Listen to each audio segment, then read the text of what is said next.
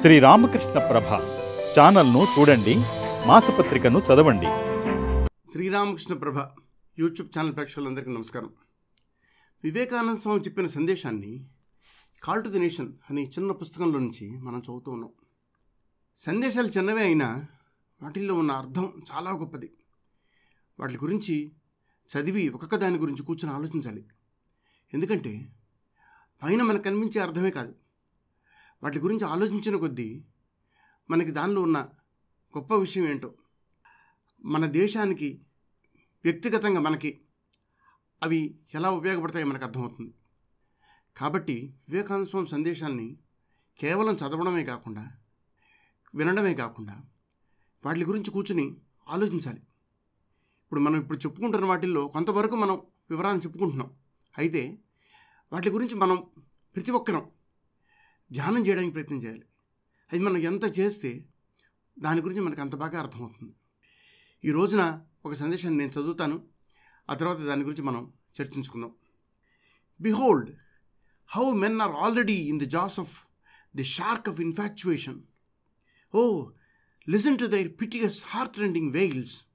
Advance forward, O ye brave souls, to set free those that are in fetters, to lessen the burden of woe of the miserable, and to illumine the abysmal darkness of ignorant hearts. Look how the Vedanta proclaims, by beat of drums, be fearless. స్వామీజీ ఏం చెప్తున్నారంటే, చూడండి మనుషులు సొరచేపల నోట్లో పడి గిలగిలలాడుతున్నారు, సొరచేపల పళ్ళ మధ్యలో పడి గిలగిలలాడుతున్నారు. ఏమిటా సొరచేప అంటే ఇన్ఫాక్చుయేషన్ అంటే మమకారం. మనిషికి సమస్య వచ్చేది రెండు విషయాల నుంచి, అహంకారం, మమకారం. వీటిని తెలుగులో నేను, నాది అని చెప్పుకోవచ్చు. ఇంగ్లీష్లో ఐ అండ్ మైన్ అని చెప్తారు. నేను మనిషి ఎంతసేపు కూడా మీరు ఆలోచిస్తే నేను అని ఆలోచిస్తుంటాడు, లేకపోతే నాది అని ఆలోచిస్తుంటాడు. నేను ఇంత గొప్పవాడిని, నేను అంత గొప్పవాడిని అని అనుకుంటాడు. లేకపోతే నన్ను ఇలా పక్కవాళ్ళు ఇలా అన్నారు, నన్ను అలా అన్నారు, నన్ను ఇది చేశారు, నన్ను ఇది చేశారు అని అనుకుంటాడు. లేకపోతే ఈ వస్తువు నాది, ఆ వస్తువు నాది అనుకుంటాడు. ఈ వస్తువు నాది కాదు, ఆ వస్తువు నాది కాదు అనుకుంటాడు. నాది బాగుండాలనుకుంటాడు, నాది కాంతి బాగుండక్కర్లేదు అనుకుంటాడు. ఇదంతా ఏమిటంటే మమకారం నుంచి పుట్టిందనమాట. ఈ మమకారం అనే సొరచేప కూరల్లో పడి మానవులు గిలగిలలాడుతున్నారు, ఏడుస్తున్నారు, ఆక్రోషిస్తున్నారు, ఆర్తనాదాలు చేస్తున్నారు. మీరు వినడం లేదా? చూడండి అని వివేకానంద స్వామి చెప్తున్నారు. ఏమిటంటే మనిషి బాధకి కారణం ఏంటి? నేను, నాది. అది తెలుసుకోలేకుండా ఉన్నారు మనుషులు. స్వామీజీ ఏం చెప్తున్నారంటే, అది వాళ్ళందరికీ మీరు తెలియజెప్పండి. మనుషులు అర్థం చేసుకోవాలి, మనం అర్థం చేసుకోవాలి. మనిషి బాధకి కారణం ఏంటి మనం అర్థం చేసుకోవాలి. అర్థం చేసుకున్న తర్వాత ఏం చేయాలి? మన తోటి వాళ్ళకి చెప్పడానికి ప్రయత్నం చేయాలి. ఇంకా లేకపోతే మనిషి జీవితం ఎందుకు కదా? వాళ్ళు హృదయ విదారకంగా వాళ్ళు ఏడుస్తున్న అరుపులు మీకు వినపడడం లేదా?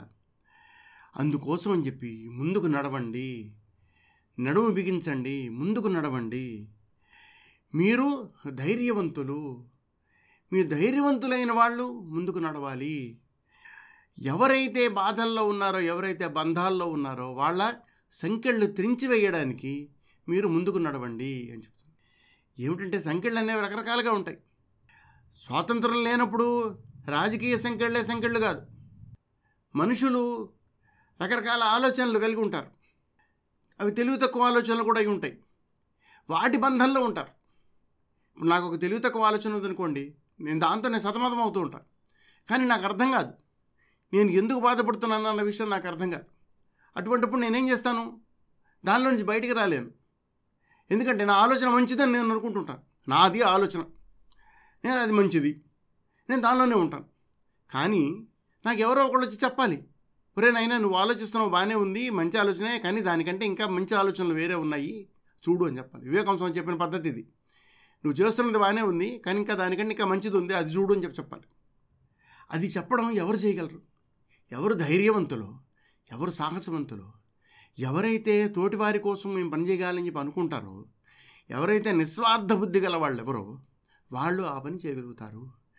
ప్రపంచంలో ఎవరైతే కనుక అందరికంటే గొప్పవాడో, ఎవరికైతే అందరికంటే బలిష్ఠుడో అటువంటి వాడు తన సర్వస్వాన్ని ఇతరుల కోసం త్యాగం చేయాలి అని వివేకానంద స్వామి చెప్తారు. మనం ఏం చేయాలి? మనం బలవంతులం అవ్వాలి, ధైర్యవంతులం అవ్వాలి, సాహసవంతులం అవ్వాలి. ఆ లక్షణాలు వచ్చిన తర్వాత ఆ లక్షణాలతో మనం ఏం చేయాలి? మన తోటి వాళ్ళకి సహాయం చేయడానికి ప్రయత్నం చేయాలి. మనుషులు బాధల్లో ఉన్నారు, దుఃఖంలో ఉన్నారు, వాళ్ళకి చెప్పండి. ఏమి చెప్పాలి? వేదాంతం చెప్తోంది, శక్తి అంతా నీలోనే ఉంది, నువ్వు ఏమైనా చేయగలవు, అన్నీ సాధించగలవు. ఆత్మ అనేది నీలోనే ఉంది. ఆ ఆత్మ వల్లనే ప్రపంచంలో ఉన్న శక్తి ఏదైతే ఉందో అదంతా కూడా నీలోనే ఉంది. నువ్వు ఊరికనే ఈ శరీరం అని చెప్పి అనుకుంటున్నావు, లేకపోతే నేను ఈ చిన్న పేరు, ఈ ఊరు, వీటితోనే అనుకుంటున్నావు. ఇది కాదు, నువ్వు ఇంతకంటే చాలా గొప్పవాడివి. నువ్వు ఏమనుకున్నా నువ్వు సాధించగలవు. నిలబడు, పని చెయ్యి అని చెప్పి వివేకానంద స్వామి చెప్పారు. అది మనకి కావాలి. అది మీరు అందరికీ చెప్పండి అని చెప్పి వివేకానంద స్వామి చెప్తున్నారు. ఎవరైతే దుఃఖంలో ఉన్నారో, ఎవరైతే అంధకారంలో ఉన్నారో వాళ్ళ హృదయాలలో ఉంచి అంధకారాన్ని తొలగించండి. చిన్న జ్ఞానజ్యోతిని వెలిగించండి, అది వాళ్ళ హృదయాలలో చూపండి. వాళ్ళకు కొంచెం వెలుతురు వస్తుంది, వాళ్ళకు కొంచెం ధైర్యం వస్తుంది. అది చెయ్యండి. వేదాంతం చెప్తుంది. ఏం చెప్తుంది? మనకున్న కష్టాలన్నిటికీ పరిష్కారాలను వేదాంతం చెప్తోంది. అయితే మనం దాన్ని తెలుసుకోలేకుండా ఉన్నాం. మన కళ్ళకి చేతులు అడ్డు పెట్టుకొని నాకేం కనిపించట్లేదు అనుకుంటున్నాం. మనం చేతులు అడ్డు పెట్టుకుంటున్నామంటే మన మమకారమే. మన మమకారంతో మనం ఏం చేస్తున్నాం? చూడడానికి ఇష్టపడ్డల్లా. అటువంటి వాళ్ళ కళ్ళు తెరిపించాలి, అటువంటి వాళ్ళ హృదయాల్లో బరువు తగ్గించాలి, వాళ్ళకు కొంచెం జ్ఞానజ్యోతిని చూపించాలి. అది ఎవరు చేయాలి? మనందరం చెయ్యాలి. మనలో ధైర్యవంతులు ఎవరో, మనలో సాహసవంతులు ఎవరో ఆ పని చెయ్యాలి. దానికోసం మన సొంత లాభాన్ని కొంత మానుకోవాలి, మన స్వార్థాన్ని తగ్గించుకోవాలి. దానికోసం పని చేయాలి. వేదాంతం చెప్తోంది, బేరీ వాయించి మరీ చెప్తోంది. ఏం చెప్తోంది? భయపడకండి, మా భై అని చెబుతోంది. అంటే భయపడవద్దు అని చెబుతాం. Be fearless. వివేకానంద స్వామి చెప్పేవాళ్ళు ఫియర్లెస్నెస్. ఉపనిషత్తులన్నింటిలో చూస్తే నాకు కనిపించే ఒకే ఒక్క మాట ఫియర్లెస్నెస్. అది మనం జనానికి బోధించాలి అని చెప్పేవాళ్ళు. అందరికీ తెలిసిన వాళ్ళందరికీ చెప్పండి, బీ ఫియర్లెస్. మీరు చెప్పుకోండి. ఇది ఆయన చెప్పారు. మీరు చెప్పుకోండి, మీకు తెలిసిన వాళ్ళందరికీ చెప్పండి, బీ ఫియర్లెస్. ఆత్మ అనేది మీలోనే ఉంది అని చెప్పుకోండి అని ఆయన చెప్పారు. అది మనం నేర్చుకోవాలి, అందరికీ చెప్పాలి. దీనికోసం మనం త్యాగం చేయాలి. దానికోసం మన జీవితం త్యాగం చేస్తే తప్పేమిటి? ఒక మనిషి సన్యాసిగా ఉండి జీవితం అంతా కూడా వేదాంతాన్ని బోధించారు వివేకానంద స్వామి. ఆయనతో పాటు చాలామంది సన్యాసులై ఈ రోజున రామకృష్ణ మిషన్ ద్వారా బ్రహ్మాండమైన సేవలు అందిస్తున్నారు. నానా బాధల్లో ఉన్న మనుషులందరికీ కూడా వాళ్ళు ఆత్మజ్యోతిని చూపించగలుగుతున్నారు. ఆ విధంగా మనందరం కూడా పనిచేయడానికి ప్రయత్నం చేయాలి. ఒక జీవితాన్ని అర్పిస్తే ఏమైంది? ఒక జీవితం ఇన్ని లక్షల కోట్ల జన్మలు అయ్యాయి ఇప్పటిదాకా. ఒక జీవితాన్ని అర్పిస్తే ఏమైంది? అది మనకి వివేకానంద స్వామి చెప్పారు. ఆ విధంగా మనం పని చేయాలి. ధైర్యవంతులారా, ఓ సాహసవంతులారా, లేవండి. ప్రపంచం నానా బాధల్లో ఉంది, నానా కష్టాల్లో ఉంది. ఆ కష్టాలను తీర్చడానికి కొంచెం ప్రయత్నం చేయండి. కేవలం శారీరకమైన బాధలు లేకపోతే ఆర్థికపరమైన బాధలు కావు. మానసికమైన బాధలు, ఆధ్యాత్మికమైన బాధలు, ఇంకా గొప్ప బాధలు, వాటిని తీర్చడానికి మనం ప్రయత్నం చేయాలి. ఎప్పుడైతే మనిషి యొక్క బాధల్ని కనుక మనం దాని మూలంలో మనం దాన్ని సరిచేస్తామో అప్పుడే మనిషి యొక్క బాధ నిజంగా కుదురుతుంది. అది ఎక్కడ? మానసికమైన స్థాయిలో, ఆధ్యాత్మిక స్థాయిలో దాన్ని మనం చేయాలి. దానికోసం ఏంటంటే మామూలు మనుషులు చాలరు. దానికోసం ఎవరైతే నిజంగా నిస్వార్థపరులు, ఎవరైతే తమను తాము తోటివారి సేవ కోసం అర్పించుకుంటారో అటువంటి వాళ్ళు కావాలి. అది మనం అర్థం చేసుకోవాలి.